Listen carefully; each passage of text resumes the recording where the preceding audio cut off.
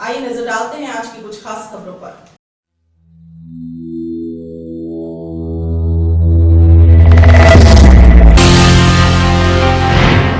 Cabinet ने polythene के उपयोग से जुड़े मध्य प्रदेश जैव अनाशय अपशिष्ट संशोधन अध्यादेश 2012 को मंजूरी दे दी है। इससे पहले 2004 में इस अध्यादेश में संशोधन हुआ था, पर सरकार के ताजा बैन का पॉलीथीन के कारोबार पर ज्यादा असर नहीं पड़ेगा।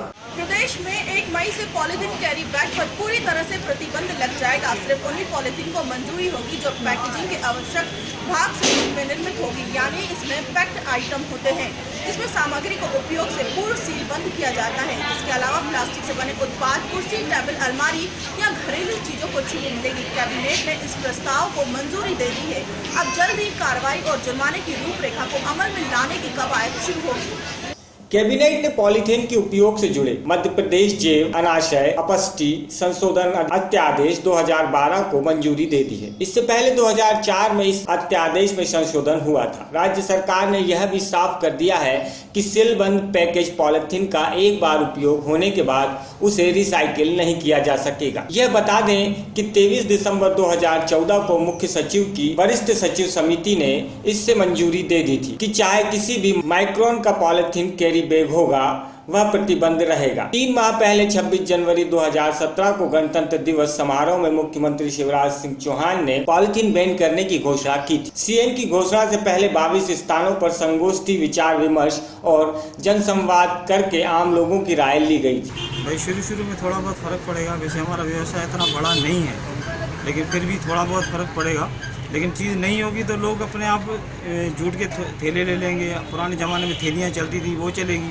लिफाफे के पेपर के कवर चलेंगे। इससे कोई प्रभाव नहीं चलेगा। 8-10 दिन 15 दिन लोगों को परेशानी होगी और धीरे धीरे अपने हिसाब से वो भी अपना रास्ता निकाल लेंगे। जूट की थैलियाँ चलेंगी, पेपर बैग चलेंगे और वो सबसे अच्छे भी हैं और इनको बंद होना चाहिए। शुरू में बंद हुआ था, आज भी बंद है। हमारे पास है जो 40-60-70 माइक्रोन है मोटी, वो थोड़ी बहुत रखते हैं। पतला माल बिल्कुल बंद कर दिया हमने, वो तो 1 साल हो गया करीब।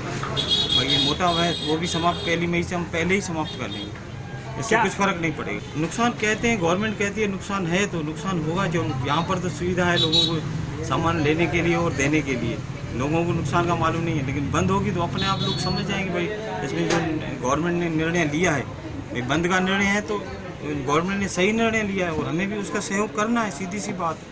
और 1 मई से ही बंद हो जाए तो अच्छी बात रहेगी। हमें भी इस बात की खुशी है, हमारा भी इससे काफ़ी सहयोग है कि बंद हो जाए तो हमें कोई आपत्ति नहीं है, बहुत सही है। कैबिनेट बैठक के बाद जनसंपर्क मंत्री नरोत्तम मिश्रा ने पॉलीथीन कैरी बैग बैन करने की जानकारी दी। साथ ही साथ उन्होंने कहा कि गायों की मौत इससे बढ़ रही, साथ ही इससे पर्यावरण को भी नुकसान हो रहा था, इसलिए यह निर्णय लिया गया है। वैसे तो मध्य प्रदेश की राजधानी भोपाल में रोजाना 10 क्विंटल से अधिक पॉलीथीन सड़कों पर और नालियों में फेंकी जाती। कैरी बैग के साथ यह पॉलीथीन पैकिंग मटेरियल और डिस्पोजल के रूप में उपयोग की जाती। ऐसा है कि मैं अपने निजी रूप से बताना चाहता हूँ कि थैलियों पर बैन लगनी चाहिए। यह हमारे लिए और हमारे आम जनता के लिए सुखद समाचार होगा। 1 मई से पॉलीथीन पर पूरी तरह से बैन लगेगा तो सफाई में जो प्रदूषण फैला हुआ है उसमें एकदम कंट्रोल होगा। इस पॉलीथीन के कारण पूरे शहरों में, गलियों में, नालियों में जो है पॉलीथीन भर जाती है, पानी रुक जाता है और कभी कभी तो ये घरों में पानी भरने का कारण भी बन जाती है। और पशु जो हमारी गाय, बछड़े और जो बकरियाँ इस पॉलीथीन को खाती हैं वो उनके लिए मौत का कारण बनती है। हमारे नरोत्तम मिश्रा हों या हमारे प्रदेश के मुख्यमंत्री ने यह निर्णय लिया है, हम उनको इस निर्णय के लिए बहुत बहुत बधाई देते हैं। और मैं इस पर पूर्ण तरह से बैन होना चाहिए। जो हमें अभी सरलता मिल रही है, हम सब्जी लेने जाते हैं तो पॉलीथीन में ले आते हैं, किराना ले आते हैं तो पॉलीथीन में ले आते हैं। यह आदत हमारी बिगड़ी हुई आदत है। हम थैली लेके हमारे बड़े बुजुर्ग किराना लेने जाते थे, सब्जी लेने जाते थे और वही थैली ले जाकर सहज और स्वच्छता से हम सब्जी लाएँ।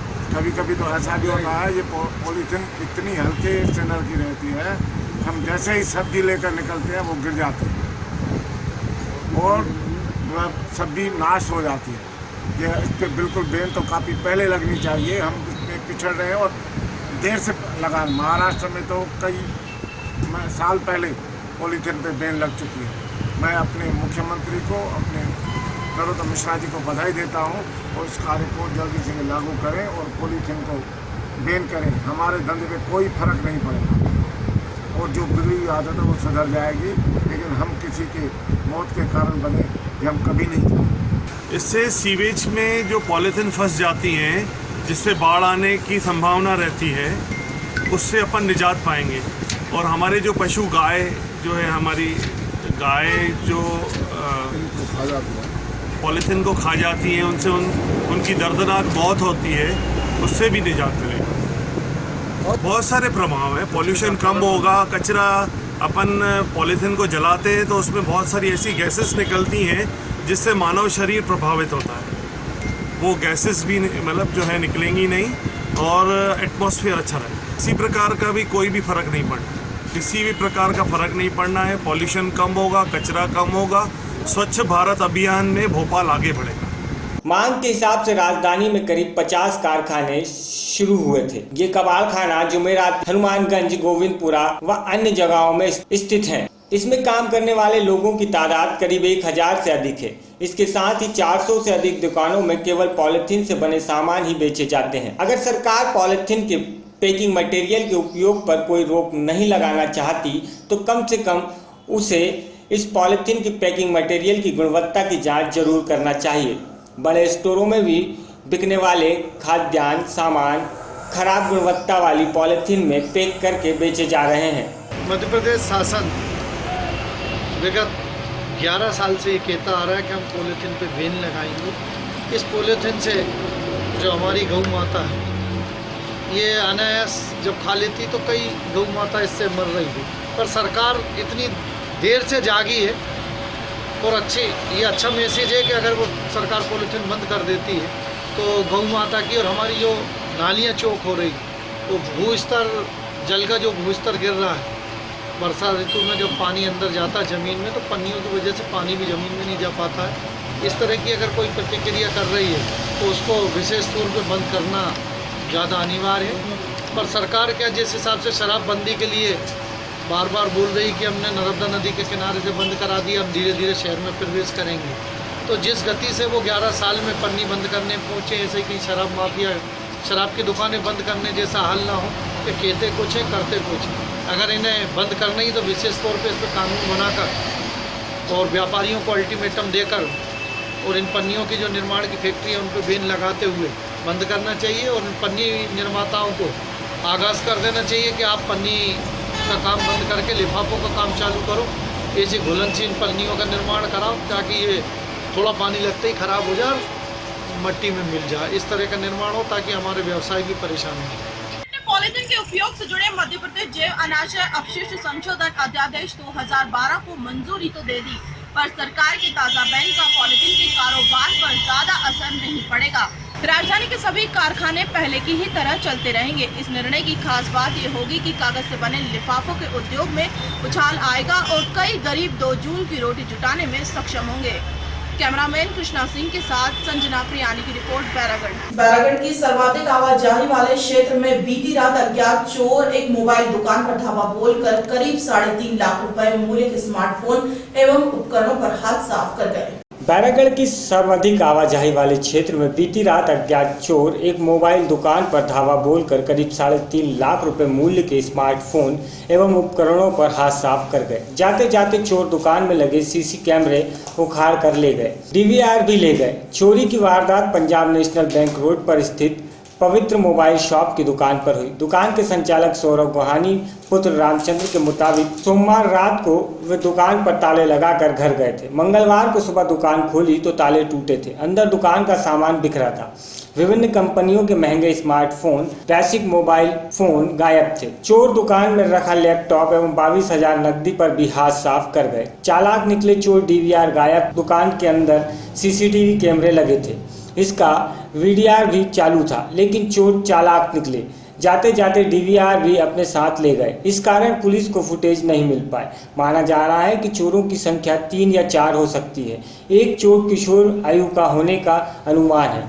पुलिस ने प्रकरण दर्ज कर मामले की जांच शुरू कर दी है। पहले मोबाइल ही है, मोबाइल तो कितने के मोबाइल गए हैं? देखते हैं, अब बिल निकाल रहे हैं सब कुछ कौन कौन से हैं, पूरा अंदाज वो पक्का नहीं बता सकते। 12 बजे तो मैं सारे चेक करने गया था रात को 12:30 बजे, तो ही सब दुकान खोली थी उस टाइम पर। अच्छा, अभी लड़का बिल निकालने गया है क्या बोलेगा, अपना काम करेगी, अब क्या करेगी बोलेगी।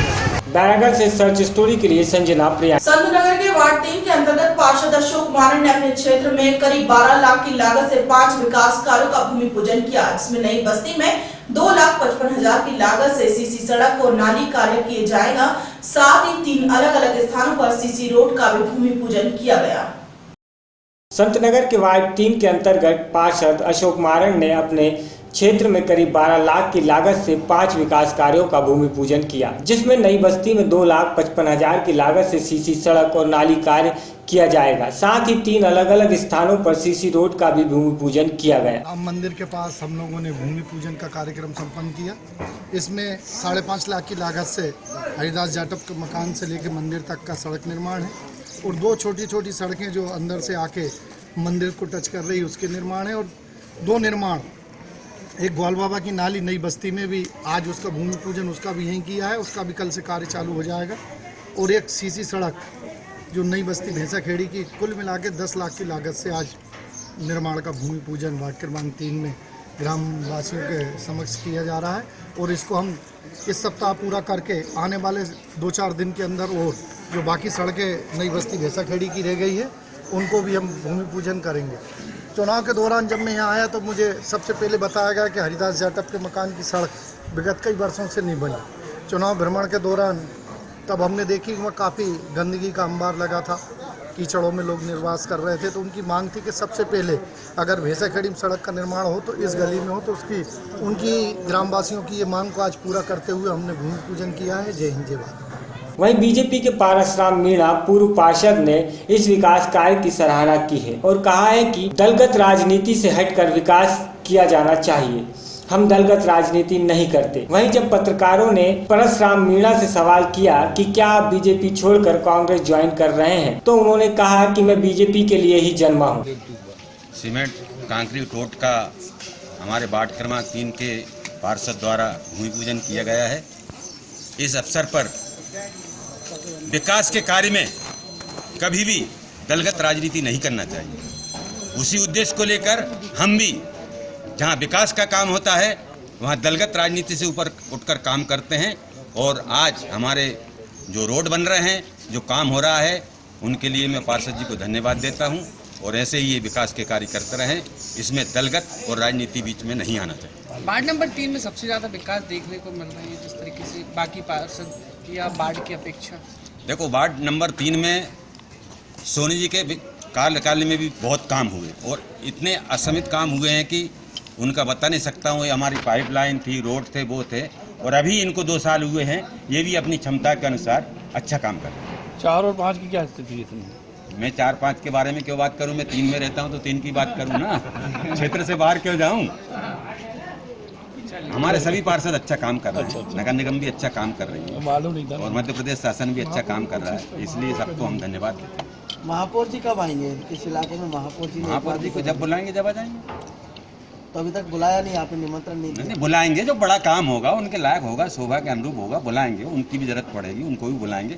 ऐसा थोड़ी कि महापौर जी को नहीं बुलाएंगे, और महापौर जी ही ये सब काम करवा रहे हैं और उनको हम बुलाएंगे, अभी जल्दी ही बुलाएंगे। क्या आप भी बीजेपी कांग्रेस में शामिल होने वाले हैं? ये कभी संभव नहीं सोचना साहब। मैं बीजेपी का हूँ, बीजेपी का रहूँगा और बीजेपी में ही मरूंगा। ऐसा इससे मैंने पहले बोल दिया आपसे कि जहाँ पर विकास के काम होते हैं वहाँ दलगत राजनीति से ऊपर उठकर काम करते हैं और जहाँ पर हमारी पार्टी है तो हम बीजेपी के हैं, बीजेपी के रहेंगे। बैरागढ़ से सर्च स्टोरी के लिए संजना प्रियानी की रिपोर्ट। गांव में जहां कभी सुरक्षा के लिए लाठियां घुमाई जाती थी, वहीं आज के युवा का रुझान कराटे जैसे सेल्फ डिफेंस में बढ़ता जा रहा है। न सिर्फ आज का युवा कराटे सीखकर अपनी सुरक्षा करना सीख रहा है, बल्कि स्टेट, नेशनल और इंटरनेशनल खेल पर मेडल भी ला रहा है। गांव में जहां कभी सुरक्षा के लिए लाठियां घुमाई जाती थी, वहीं आज के युवाओं का रुझान कराटे जैसे सेल्फ डिफेंस में बढ़ता जा रहा है। न सिर्फ आज का युवा कराटे सीखकर अपनी सुरक्षा करना सीख रहा है, बल्कि स्टेट, नेशनल और इंटरनेशनल खेलों को खेलकर मेडल भी ला रहा है। बैरागढ़ के खजूरी गांव के बच्चे आगे चलकर देश के लिए मेडल जीतने की तमन्ना भी रखते हैं। जहां 7 साल के राघव खंडेलवाल ने स्टेट कंपटीशन में गोल्ड जीता है, तो वहीं ऋतिक और पंजय ने ब्रॉन्ज मेडल जीतकर अपने गांव का मान बढ़ाया है। ऐसा नहीं कि ये बच्चे पहली बार जीत कर आए हैं, इससे पहले भी ये बच्चे गोवा इंटरनेशनल में ब्रॉन्ज और सिल्वर जीतकर अपने गांव का मान बढ़ा चुके हैं। इन बच्चों की फुर्ती देखकर ऐसा लगता है जैसे किसी गांव के बच्चे नहीं बल्कि किसी इंटरनेशनल एकेडमी के बच्चे हों। 7 साल के राघव ने मात्र 6 साल की उम्र में अपना पहला इंटरनेशनल मेडल जीतकर सभी को चौंका दिया था। वो अपने पिता प्रशांत खंडेलवाल को अपना आदर्श मानता है। प्रशांत खंडेलवाल ब्लैक बेल्ट की ओर इन बच्चों को कराटे सिखाते हैं। उन्होंने बताया कि मेरा मकसद गाँव के बच्चों को आगे बढ़ाना है। हमने इसी मकसद से इस एकेडमी की शुरुआत की है। अगर हमें लगता है कि कोई पैसे देने में असमर्थ है तो हम उससे फीस भी नहीं लेते हैं। और इतना ही नहीं, अगर किसी बच्चे के पास पैसे नहीं होते हैं तो उसे स्पॉन्सर करवाने की कोशिश भी की जाती है। प्रशांत खंडेलवाल अब गांव की लड़कियों को भी सेल्फ डिफेंस सिखाना चाहते हैं। राघव, आपको कराटे की प्रेरणा कहाँ से मिली? मेरे पापा से। पापा से? तुम्हारे आइडल कौन है? पापा। पापा को आइडल मानते हो? हाँ। बचपन से उन्हीं से सीखा है सब कुछ? हाँ। अभी मैं भोपाल स्टेट कंपटीशन, हाँ, इंटरनेशनल गोवा में और इंदौर में स्टेट। पैरागढ़ से सर्च स्टोरी के लिए संजना प्रियानी की। पूरे प्रदेश में पटवारी संघ और राजस्व निरीक्षक संघ कार्य के विरक्त होकर अनिश्चितकालीन हड़ताल पर चले गए हैं। पूरे प्रदेश में पटवारी संघ एवं राजस्व निरीक्षक संघ कार्य से विरक्त होकर अनिश्चितकालीन हड़ताल पर चले गए हैं, जिसके आह्वान पर पवई तहसील अंतर्गत पदस्थ पटवारियों ने भी तहसील कार्यालय में एकत्रित होकर मांगे पूरी न होने पर मुख्यमंत्री के नाम तहसीलदार पवई को ज्ञापन सौंपकर हड़ताल पर जाने का फैसला लिया, जिसमें ग्रामीण क्षेत्र के कोटवार भी शामिल रहे। ज्ञापन में बताया गया है कि मध्य प्रदेश पटवारी संघ एवं मध्य प्रदेश राजस्व निरीक्षण संघ द्वारा मध्य प्रदेश राज्य में पदस्थ पटवारी एवं राजस्व निरीक्षणों ने अपनी मांगों को लेकर राज्य सरकार को ज्ञापन सौंपा था, जिसमें वेतन में संशोधन करते हुए पटवारियों का पे ग्रेड 2800 व राजकीय निरीक्षक का पे ग्रेड 3200 किया जावे। पवई से मनीष गौतम की रिपोर्ट। मनावर आबकारी विभाग ने बड़ी कार्रवाई करते हुए कच्ची शराब सहित महुआ लाहन जब्त कर नष्ट किया गया। पकड़ी गई कच्ची शराब और नष्ट महुआ लाहन की कीमत 2,25,000 बताई गई है। मनावर आबकारी विभाग ने बड़ी कार्रवाई करते हुए कच्ची शराब सहित महुआ लाहन जब्त कर नष्ट किया है। पकड़ी गई कच्ची शराब और नष्ट महुआ लाहन की कीमत 2,25,000 बताई गई है। सहायक आबकारी आयुक्त नागेश्वर सोनकेसरी के निर्देश में आज वृत्त मनावर के कलिकराय एवं गुलाटी पर अवैध मदिरा निर्माण व संग्रह के विरुद्ध प्रभावी कार्रवाई की गई। कुल 4 प्रकरण पंजीबद्ध किए गए व 3 आरोपी गिरफ्तार किए गए। 1 प्रकरण अज्ञात में कायम किया गया है। कार्रवाई में कुल 210 लीटर हाथ भट्टी मदिरा जब्त कर 10,000 ग्राम महुआ लाहन नष्ट किया गया है। आबकारी अधिकारी राजकुमार मंडलोई व धार जिले के समस्त स्टाफ इस कार्रवाई में उपस्थित रहे। धार से उमंग अग्रवाल की रिपोर्ट। महिला आयोग ने पत्रकारों से चर्चा कर बताया कि अपहरण की शिकायतें सर्वाधिक आई हैं। शहर में ब्राह्मणकुंड क्षेत्र में विवाहिता को जलाने से मौत के मामले में पुलिस ने आत्महत्या का केस दर्ज किया था। इस मामले में राज्य महिला आयोग में शिकायत दर्ज कराई गई थी। महिला आयोग ने पत्रकारों से चर्चा में बताया कि अपहरण की शिकायतें सर्वाधिक आई हैं। शहर के ब्रह्मकुंड क्षेत्र में विवाहितों को जलाने से मौत के मामले में पुलिस ने आत्महत्या का केस दर्ज किया है। इस मामले में राज्य महिला आयोग ने शिकायत दर्ज कर कार्रवाई की। आयोग की बेंच में मृतक के पिता मृतिका के अंतिम बयान की सीडी पेश की गई। इसमें मृतिका ने जलाकर मारने की कोशिश की बात कही है। इस मामले में पुलिस ने आत्महत्या का मामला दर्ज किया था। इसी दौरान बड़ी संख्या में पीड़ित महिला मौके पर पहुंची। एक अन्य मामले में शासकीय अस्पताल में इमरजेंसी के तहत काम करने वाली महिला ने कुछ सिसरिया कर्मियों के यौन उत्पीड़न के आरोप लगाए हैं। आयोग दल ने इस मामले में पुलिस को कर्मचारियों के खिलाफ एफआईआर दर्ज करने के आदेश दिए हैं। नाबालिग के भागने के मामले में कानून के तहत कार्रवाई की जाती। जिले में महिलाओं पर अत्याचार के मामले सर्वाधिक हैं।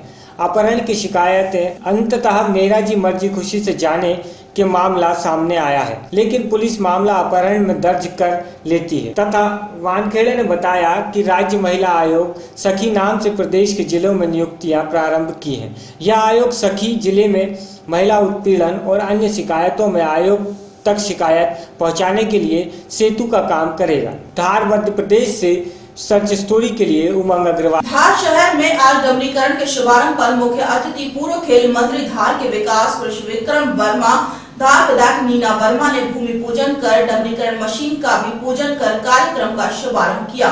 धार शहर के मुख्य मार्गों को डामरीकरण करने का हुआ शुभारंभ। करोड़ों की लागत से होगा डामरीकरण। आज डामरीकरण के शुभारंभ पर मुख्य अतिथि पूर्व खेल मंत्री धार के विकास पुरुष विक्रम जी वर्मा, धार विधायक नीना वर्मा, धार नगर पालिका अध्यक्ष ममता जोशी, नगर पालिका के सभी पार्षदगण उपस्थित रहे। विधायक नीना वर्मा ने भूमि पूजन कर डामरीकरण मशीन का भी पूजन कर कार्यक्रम का शुभारंभ किया। इस कार्यक्रम का संचालन नगर पालिका कर्मचारी अजय अग्रवाल ने किया तथा कार्यक्रम में सीएमओ दीक्षित ने धार शहर के अन्य और वार्डों में हुए कार्यों की भी जानकारी दी और धार शहर को पानी की भी पाइपलाइन से जोड़ने की बात बताते हुए सभी उपस्थित सम्मानियों का आभार माना। मार्गदर्शन वर्मा जी के माध्यम से पूरे होते हैं। आज जो धार के अंदर 2 करोड़ की सौगात मिलने जा रही है, ये भी उन्हीं की सोच का परिणाम थी। माननीय मुख्यमंत्री जी 10 जनवरी को यहाँ आए थे और उनसे जब मांग पत्र रखा गया था उसमें हमने मात्र 1 करोड़ रुपए की राशि मांगी थी धार की सड़कों के डामरीकरण की। उस समय हमारा प्रस्ताव कम था, लेकिन समय की मांग के हिसाब और पार्षदों की जरूरत और उनकी मांग के अनुसार ये राशि बहुत ज़्यादा बढ़ गई थी। 2 करोड़ तक की राशि पहुंच गई। वही 2 करोड़ की राशि के अंदर क्योंकि एक अलग अलग टेंडर निकालने की प्रक्रिया बहुत लंबी होती है, क्योंकि टेंडर निकालने के बाद उसको नीचे तक लाना, वर्क ऑर्डर देना, एक लंबी प्रक्रिया से गुजरना पड़ रहा था, इसलिए थोड़ा समय लगा और दोनों के एक साथ मर्ज करके 2 करोड़ की लागत से आज ये डामरीकरण का पूजन हुआ है। आज धार के अंदर पूरे शहर के अंदर करीब 14 बड़े मार्ग जो है वो इसके माध्यम से व्यवस्थित और अच्छे हो जाएंगे। व्यवस्थित ढंग से उसमें सुचारू रूप से यातायात चलने लगेगा, क्योंकि बाकी की सड़कें धार की डामरीकरण सीमेंटीकरण हो चुकी है। अगर और कुछ बचेगा और कहीं कहीं मांग आएगी तो उसको इसके अंदर और जोड़ा जाएगा। हमने इतना मार्जिन रखा है और बाकी के जो हमारे और कॉलोनियाँ हैं, नागरिकता कॉलोनियाँ हैं, उनके अंदर भी हम करके सीमेंटीकरण करके धार के अंदर सभी मार्गों को व्यवस्थित और सुचारू करने का प्रयास करेंगे। धार से सच स्टोरी के लिए उमंग अग्रवाल की रिपोर्ट। फिलहाल इतना ही। और भी खबरें जानने के लिए आप हमें लॉग ऑन भी कर सकते हैं www.searchstory.in पर। तब तक के लिए मुझे दीजिए इजाजत। नमस्कार।